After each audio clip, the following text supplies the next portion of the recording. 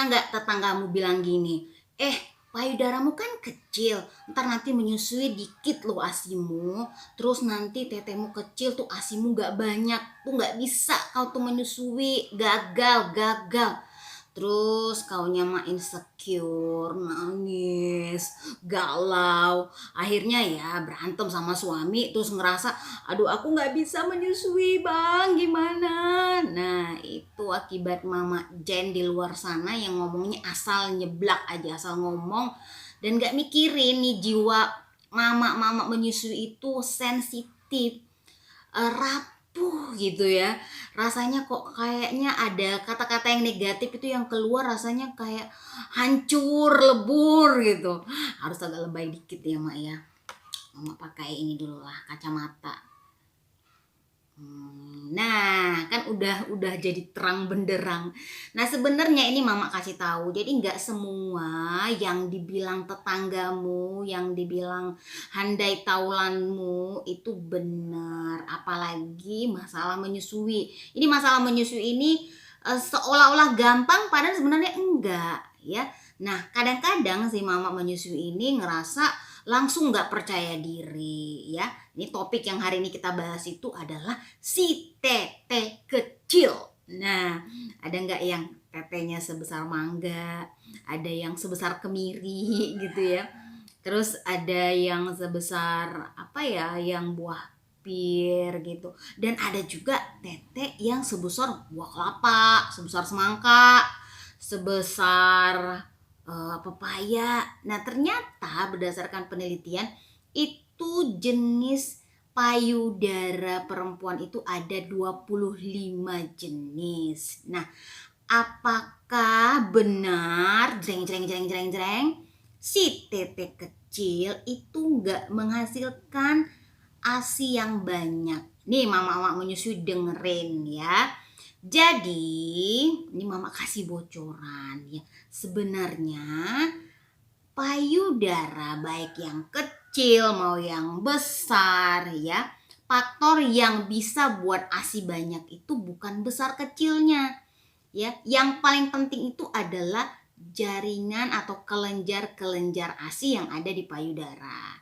Nah, kalau tetenya kecil itu artinya ibaratnya kita mau nyimpen sisa minuman atau sisa makanannya itu kan nggak ada karena tempatnya kecil. Akhirnya apa? Akhirnya si bayi bolak-balik disusui karena ASInya nggak nyimpen. Nah, karena perilaku yang sering disusui bolak-balik itu malah yang buat ASI si tete kecil banyak, melimpah, banjir.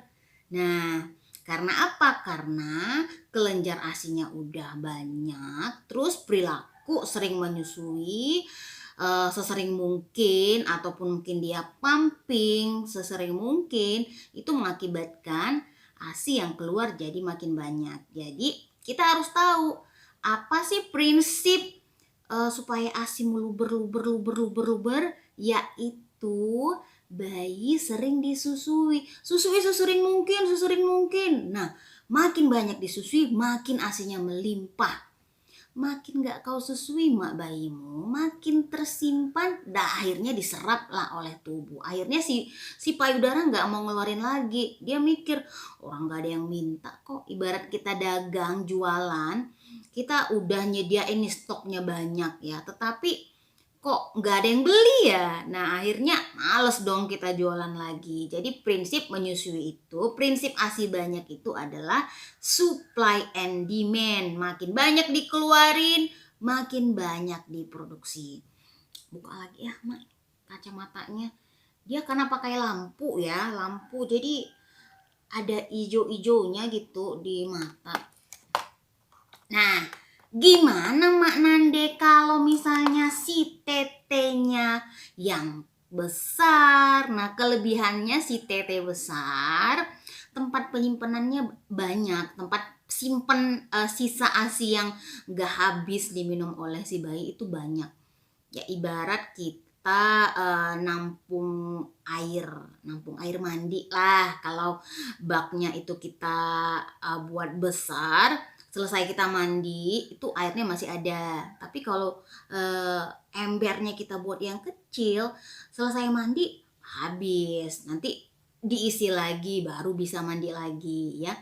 Nah, kalau si tete besar, karena dia banyak simpenannya, akhirnya apa? Biasanya perilakunya jarang menyusui sesering mungkin karena simpenannya masih ada. Akhirnya 3 bulan pertama ASINya banyak, lama-lama ASINya terserap oleh tubuh karena perilaku sering menyusuinya itu jadi nggak dilakuin gitu. Akhirnya sering bengkak, terus produksi ASINya turun, produksi ASINya berkurang ya. Jadi masing-masing si tete besar dan si tete kecil itu ada tantangannya. Nah, satu lagi, kalau si tete besar itu yang banyak adalah jaringan lemaknya. Akhirnya itu ASI yang tidak diminum oleh si bayi, dia akan masuk ke jaringan-jaringan lemak. Akhirnya kalau misalnya lupa aja, misal 3 jam enggak nyusui atau enggak netein, akhirnya si payudaranya jadi bengkak gitu. Nah, jadi kau nggak usah insecure lama kalau orang bilang si tete kecil nggak bisa menyusui karena ASINya enggak banyak. Nggak usah kau dengar itu mak. Jadi kadang-kadang masyarakat itu, mama Jen, netizen itu berbicara berdasarkan pengalaman. Padahal pengalaman itu belum tentu sesuai dengan ilmu pengetahuan.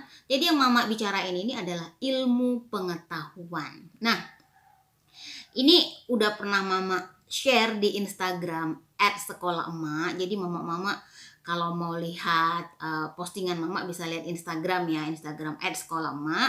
Di situ banyak komentar-komentar dari klien-klien kita yang ternyata si tete kecil tapi ternyata ASINya melimpah meluber. Ini mama bacain ya. Nah, sekarang mama Nandi mau bacain. Mama kan buat postingan tuh di Instagram. Terus banyak sekali yang komen. Seperti Mama Ayah Tanjung, dia bilang alhamdulillah mak punya PD minimalis tapi lancar mengasihi. Kalau pumping 1 PD itu bisa dapat 100 sampai 150 mili, luar biasa kan? 1 PD bisa 100 sampai 150 mili dan nah, siapa bilang kalau misalnya si PD kecil nggak bisa ngasilin ASI yang banyak? Ada lagi Mama Anissa Siregar 25, dia bilang saya kecil tapi ASI melimpah, alhamdulillah. Jadi berpikir kualitasnya dan bersyukur bayi beratnya oke.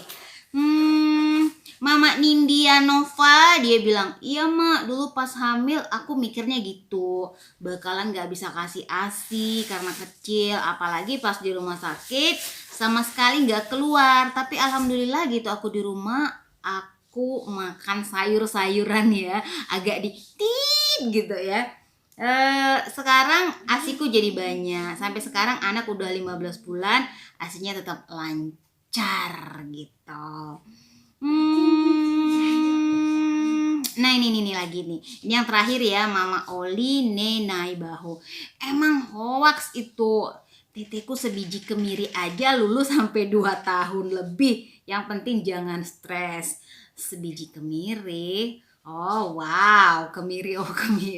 Nah jadi banyak lagi sebenarnya komen-komen yang lain. Nanti Mama bisa cek langsung di Instagram @sekolahema.